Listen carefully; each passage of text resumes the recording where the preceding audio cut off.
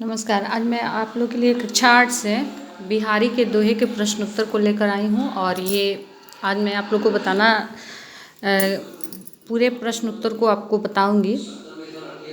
तो सबसे पहले तो हम लोग पढ़ लेंगे इसका शब्दार्थ। सरय मतलब बनना, कांचे मतलब कच्चा, वृथा मतलब बेकार, सांचे मतलब सच्ची, रांचे मतलब प्रसन्न, नर मतलब पशु, नीर मतलब पानी, जेतो मतलब जितना, तेतो मतलब उतना, धंध मतलब काम, कुमति मने खराब बुद्धि, गुणन मने गुण, बिनु मतलब बिना, कनक मतलब सोना या धतूरा, दीर्घ सांस मतलब लंबी सांस, साई ही मतलब स्वामी को, कबूली मतलब स्वीकार, बतरस लालच मतलब बातचीत करने के आनंद का लोभ, लाल मतलब कृष्ण, लुकाई मतलब छिपाकर, शोहै मतलब शपथ, नटिजाई मतलब मुकर जाना, शुद्ध कीजिए मतलब स्मरण किए जाते हैं, शुद्ध मतलब चेतना, जाहि मतलब जाना, सुमत मतलब अच्छी बुद्धि। अब है पहला पाठ है, पहला जो प्रश्न है, उन दोहों को लिखिए जिनमें निम्न बातें कही गई हैं।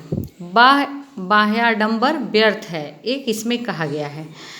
तो ये कहा गया है, जप माला छापे तिलक सरो न एको काम, मन कांचे नाचे वृथा सांचे राचे राम। ख है, नम्रता का पालन करने से ही मनुष्य श्रेष्ठ बनता है। इसका क्या हो जाएगा, नरकी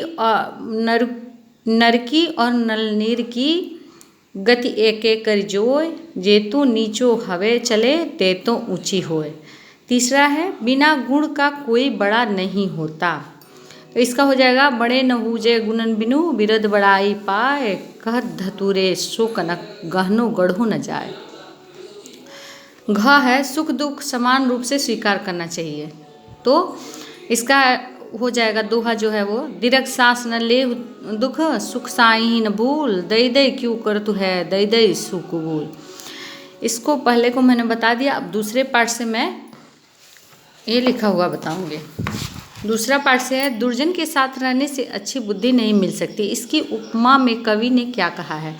कवि ने उपमा देते हुए कहा है कि हींग को कपूर में डालने पर भी उसमें कपूर की सुगंध नहीं आ सकती, उसी प्रकार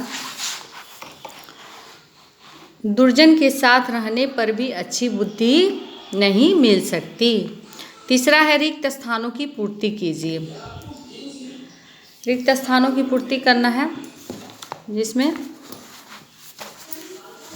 देखिए यहाँ नरुकी और यहाँ नल नीर की, तो नल नीर की यहाँ हो जाएगा गति एक एक करी जोए, जे तो नीचे हो चले ते तो ऊंची हो। अब है, जब माला छापे तिलक, यहाँ पे है तो यहाँ हो जाएगा, सरो न एको सरे न एको काम, मन कांचे नाचे वृथा साचे राचे राम।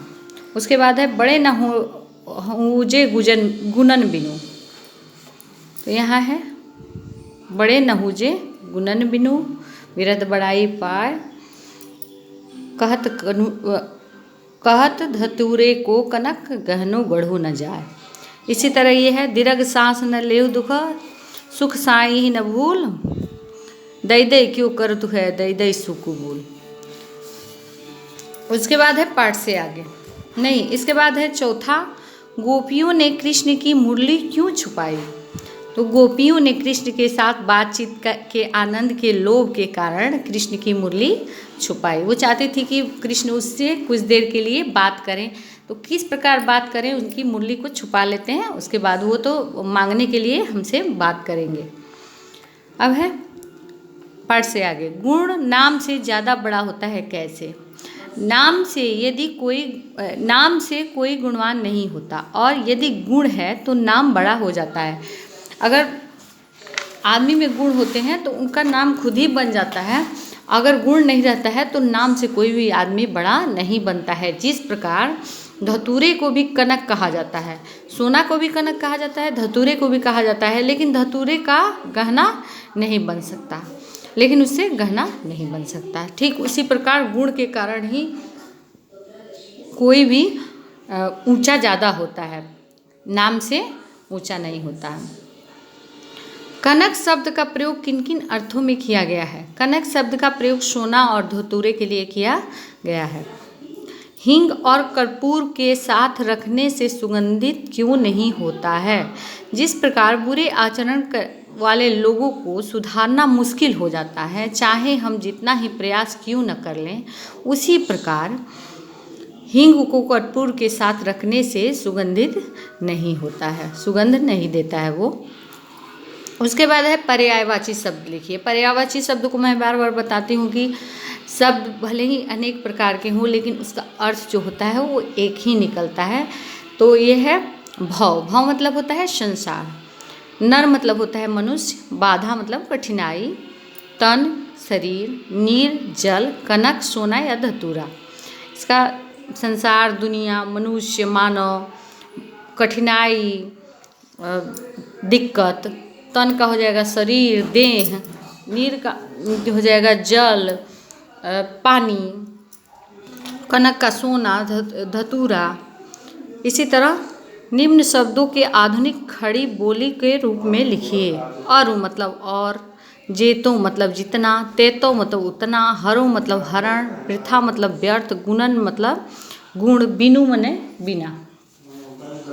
ये आप लोग का इतना ही पाठ से है। और उसके बाद है गतिविधि। तो गतिविधि तो मैं हमेशा कहती हूँ कि आप लोग खुद से कीजिएगा। इसमें एक है कि अलंकार बताना है। तो अलंकार में आप लोगों को थोड़ा सा बता देती हूँ कि अलंकार का क्या है। अलंकार किसको कहते हैं? भाषा को अगर शब्दार्थ से हम लोग सुसज्जित करके सुंदर बनाने वाले शब्द उसमें डालते हैं और मनोरंजन पूर्वक उसको प्रस्तुत करते हैं, तो उसको हम लोग क्या कहते हैं? अलंकार। जिससे भाषा सुंदर लगने लगे, सुसज्जित लगे और उसमें चमत्कारिक अंतर आ जाए, तो उसको हम लोग कहते हैं अलंकार। इसको मैं जब बोर्ड पे पढ़ाऊँगी तो इसको मैं आप लोग को ज़रूर बताऊँगी। अगले जब भी मैं पढ़ाऊँगी तो व्याकरण पढ़ाना जैसे शुरू करूँगी तो मैं आपको इसके वीडियो को ज़रूर बताऊँगी। तब तक इतना देखिए, और अगर समझ में आए तो इसको आप लोग खुद से भी बना सकते हैं। धन्यवाद।